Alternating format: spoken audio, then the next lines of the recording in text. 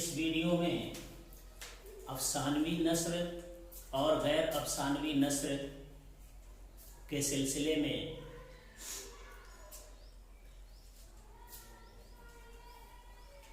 تھوڑی وضاحت سے گفتگو کرتے کرتے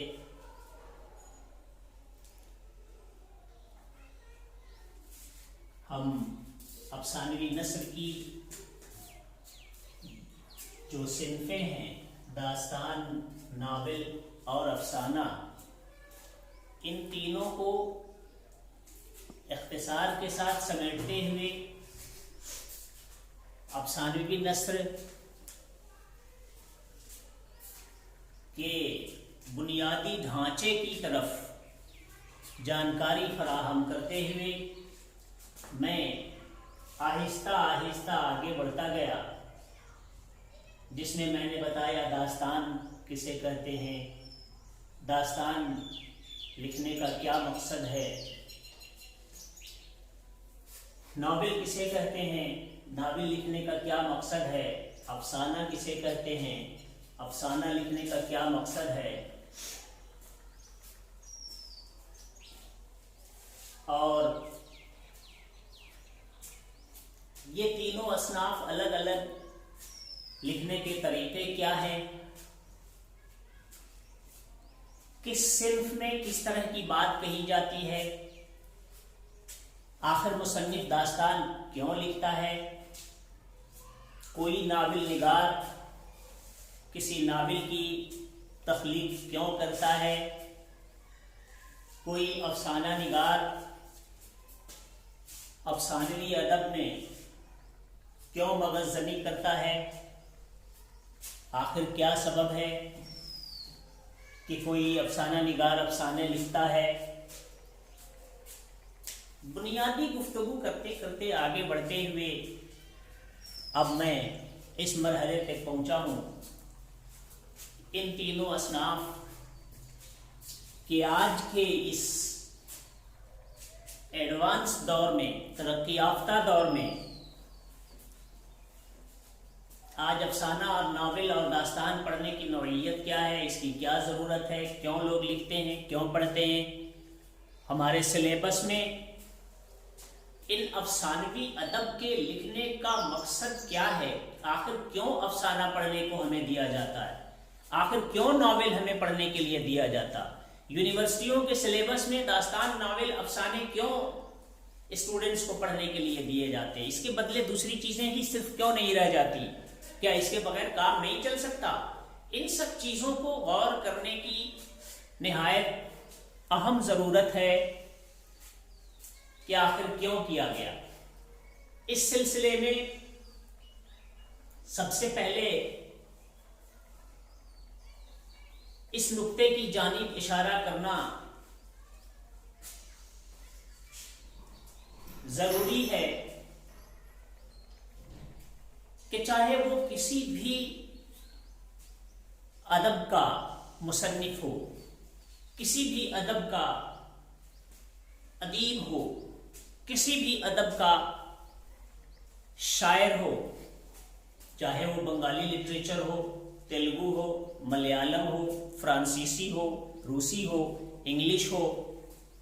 پنجابی ہو، ہریانوی ہو، امریکہ کے ایک ایجوکیشنل انسٹیٹیوٹ نے ایک ریسرچ کرایا تھا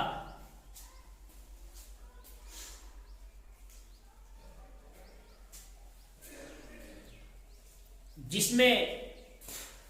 ایگزیکٹ تعداد مجھے تو یاد تھا، اس وقت یاد نہیں آ رہا ہے، تقریباً 2500 سے 3000 کے بیچ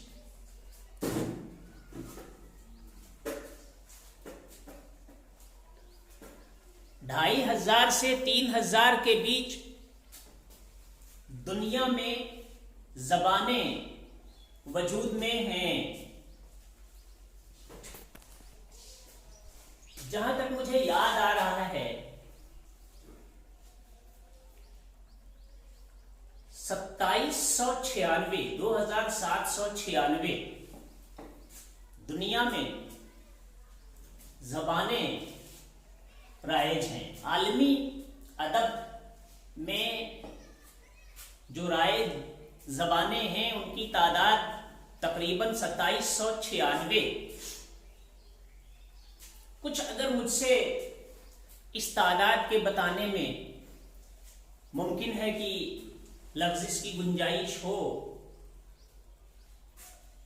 متعین تعداد مجھے اس وقت شاید نہ یاد رہا ہو، تو اتنا تو طے ہے کہ 2600 سے 2800 کے درمیان کی کوئی نہ کوئی تعداد ہے، جسے میں دیکھ لوں گا انشاءاللہ آج کل میں. ابھی بات جب میں کر رہا تھا تیلگو، بنگلہ، ملیالم، روسی، فرانسیسی، انگلش، پنجابی، ہریانوی، اگرچہ دنیا میں 2796 زبانیں وجود میں ہیں اور ہر زبان میں پوئٹری اور پروز کا چلن ہے، اور ہر زبان، تمام زبانوں میں فکشن اور نن فکشن کا وجود ہے.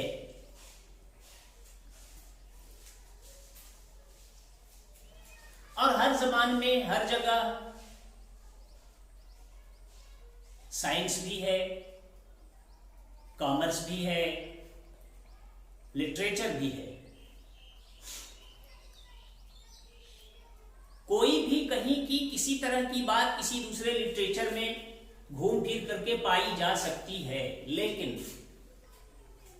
جہاں تک لٹریچر کا معاملہ ہے، ادب کا معاملہ ہے، ساہتیہ کا معاملہ ہے،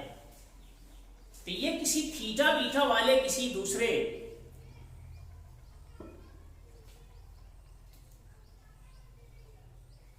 تعلیمی سلسلے میں جڑا ہوا دیکھنے کو نہیں ملتا. لٹریچر یا ادب، ساہتیہ کا جو مصنف ہوتا ہے، جو لیکھک ہوتا ہے، جو رائٹر ہوتا ہے، جو شاعر اور ادیب ہوتے ہیں، وہ سماج کے سب سے حساس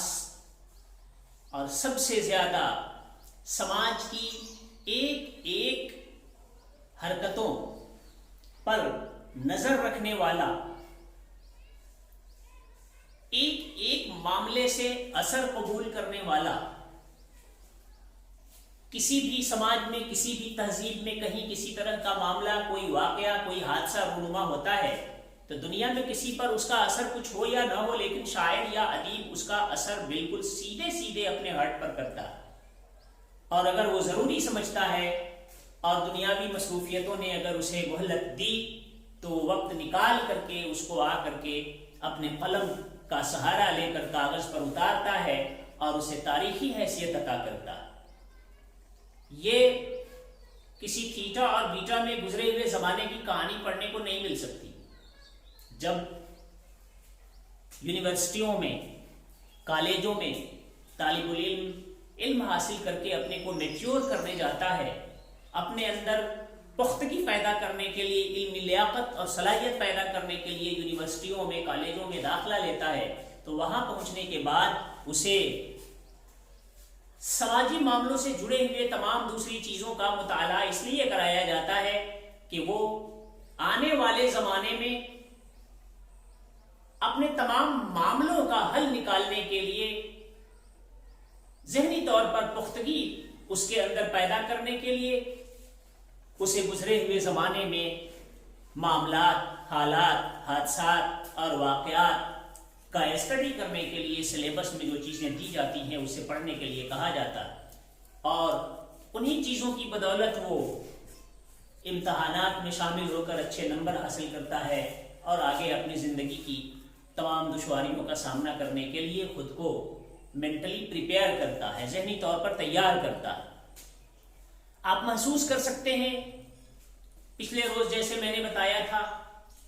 پریم چند کی کہانی میں حامد، پریم چند کی کہانی عیدگاہ میں حامد اپنے تمام دوستوں کے ساتھ عیدگاہ جاتا ہے. سارے لوگوں کے پاس بہت پیسے ہوتے ہیں. حامد کے تمام دوست کھیل کود کے سامان، گڑیا، کھلونا، مٹھائیاں وغیرہ میں اپنے پیسے بے تحاشا خرچ کرتے ہیں. حامد کے پاس صرف 3 پیسے ہوتے ہیں جو اسے اس کی دادی نے دیے تھے. ماں باپ اس کے شاید اس کے لیے دنیا میں نہیں بچے ہیں. दादी इसके लिए जब खाना बनाती है तो उनके हाथ जल जाते हैं और छाले पड़ जाते हैं। इस तकलीफ को इस बचपन में महसूस करने, एक मासूम छोटे से बच्चे ने अपने दिल में ये महसूस किया कि दादी मेरे लिए और अपने लिए जब खाना बनाती हैं तो तवे पर रोटियां सेकने और पलटने में उनके हाथ जल जाते हैं। लिहाजा हमें इन पैसों को जो दादी ने 3 पैसे दिए हैं, इनको मिठाइयों और खिलौनों में बर्बाद करने से बेहतर है कि उनके लिए हम लोहे का एक चिमटा खरीद लें, जो आगे कई दिनों तक, एक लंबी मुद्दत तक काम की चीज होगी। खिलौने और मिठाइयां तो एक दिन में खत्म हो जाने वाली हैं। ये जो एहसास है एक मासूम बचपन का, हामिद का, आप महसूस कर सकते हैं किसी थीटा, बीटा और केमिस्ट्री के फार्मूले से रिसर्च करके। इस तरह की कहानियों में जो समाजी अध्ययन है, जो समाजी और तहजीबी मुताला है, जो गहरा मुशाहिदा है, ये किसी थीटा, बीटा और फिजिक्स और केमिस्ट्री के इनके मुताले और इनकी थ्योरी में इन सब चीजों का मुताला देखने को नहीं मिल सकता।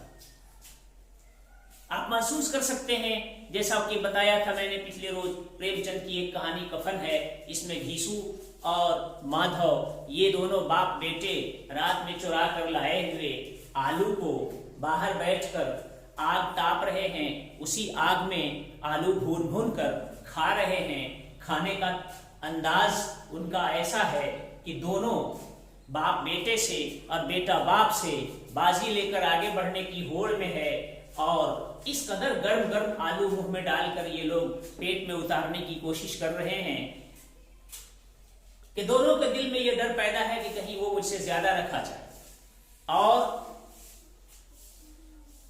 इस तरह से जल्दबाजी में, इस तरह से जल्दी में इस काम को समेटने में कभी उनका हल्क जलता है, कभी मुंह जलता है, फिर भी वो बगैर इसकी परवाह किए हुए चुरा कर लाए हुए आलू को भून भून कर खाए जाते हैं। बाप बेटे से कहता है, तेरी बीवी दर्द से अंदर तड़प रही है, जा उसका हाल पता तो ले।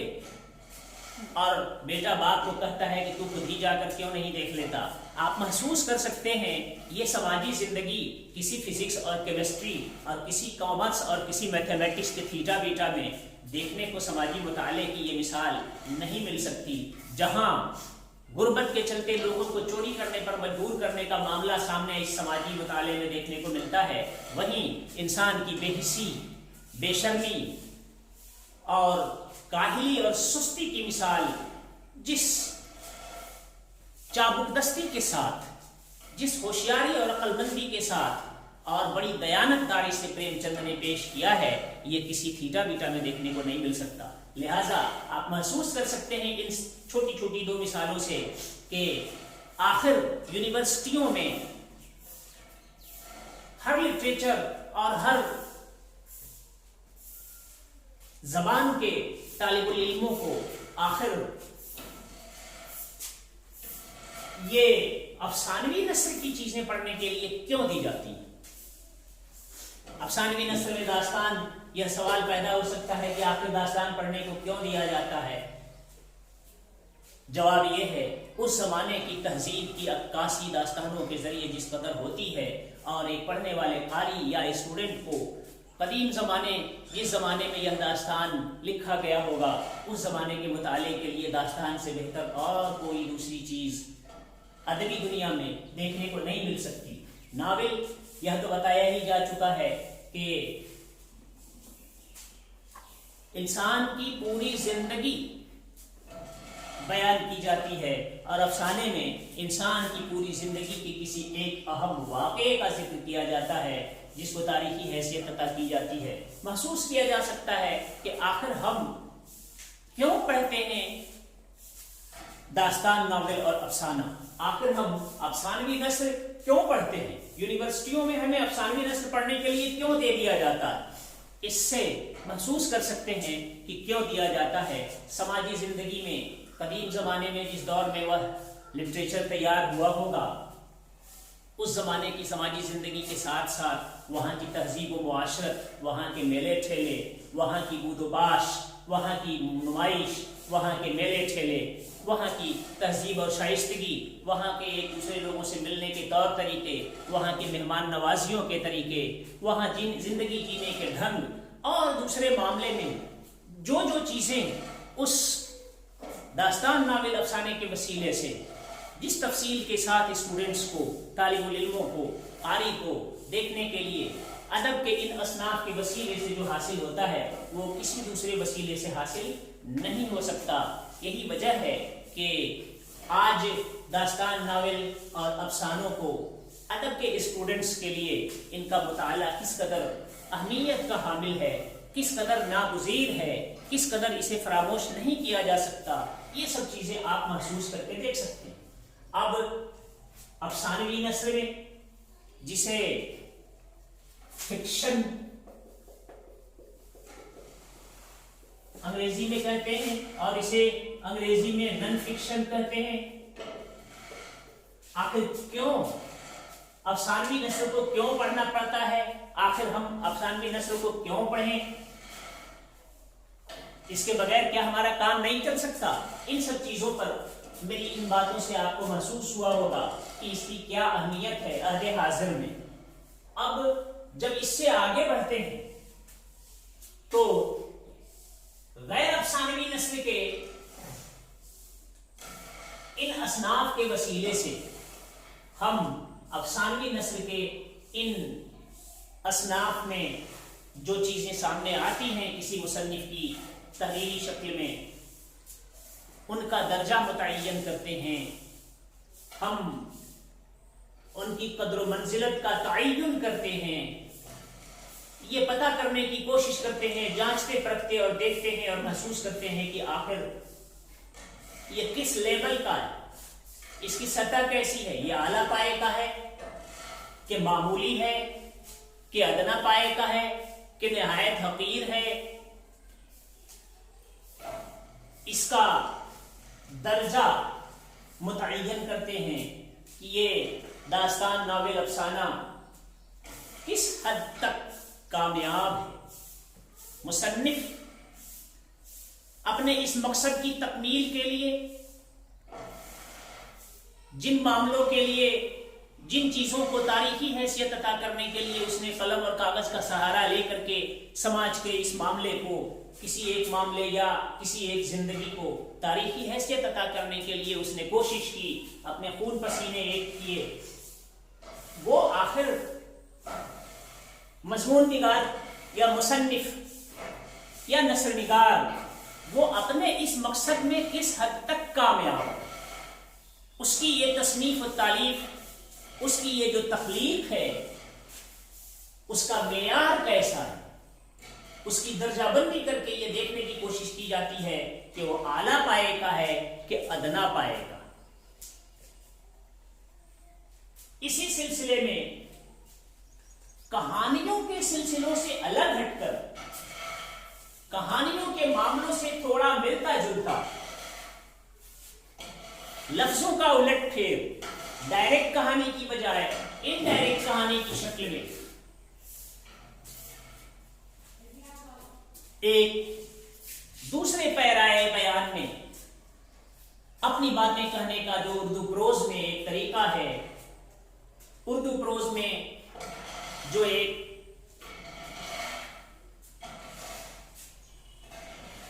لکھنے کا، نثر نگاری کا جو ایک دوسرا اسٹائل ہے، دوسرے طریقے سے اپنی باتیں جو کہی جاتی ہیں، جو کسی کہانی کی شکل میں سلسلہ وار مرتب ہو کر کے نہیں کہی جاتی، جو افسانوی نثر کے علاوہ دوسری نثر کی تمام چیزیں جتنی ہیں، جو افسانوی نثر کے دائرے سے باہر ہے، نہ وہ داستان ہے، نہ وہ ناول ہے، نہ وہ افسانہ ہے، نہ وہ چھوٹی کہانی ہے، نہ وہ اوسط درجے کی کہانی ہے، نہ وہ لمبی کہانی ہے، نہ وہ زندگی کے کسی ایک واقعے کا سلسلہ وار بیان ہے، نہ انسان کی پوری زندگی ہے، اور نہ ہی ما فوق الفطری عناصر سے لبریز کوئی عشقیہ داستان بیان کی گئی ہے. اس طرح کی جو چیزیں ادب میں دیکھنے کو ملتی ہیں، یعنی کہ افسانوی نثر کے علاوہ دوسری پروز کی جو چیزیں ہیں، دوسری نثر کی جتنی تصنیفات ہیں، جتنی تالیفات ہیں، وہ سب افسانوی نثر سے باہر والی جتنی چیزیں ہیں وہ غیر افسانوی دائرے میں آتی ہیں. اس میں مذہبی چیزیں بھی آئیں گی، عشق و عاشقی سے ریلیٹڈ چیزیں بھی آئیں گی، تنقید اور تحقیق سے ریلیٹڈ چیزیں بھی اس میں آئیں گی، صوفیانہ خیالات سے لبریز چیزیں بھی اس میں آئیں گی، سیاسی معاملوں سے متاثر ہو کر لکھی گئی چیزیں بھی اس میں شامل ہوں گی، سیاسی کے علاوہ سماجی چیزیں بیانتداری کے ساتھ بیان کی جانے والی چیزیں بھی غیر افسانوی نثر کے دائرے میں آئیں گی، کسی خاص موضوع یا کسی خاص ذات یا کسی خاص شخصیت یا کسی خاص فن پر معمولی تذکرہ کرنے کا فن بھی، تذکرہ نگاری بھی غیر افسانوی نثر کے دائرے میں